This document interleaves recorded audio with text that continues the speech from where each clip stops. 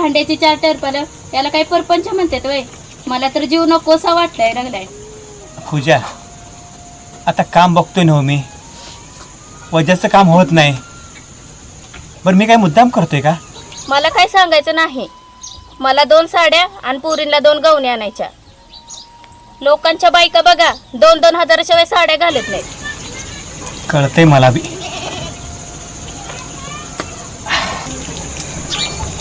तुम्हीच सांगा कधी माझ्या पुरींचा कधी वाढदिवस घातलाय का?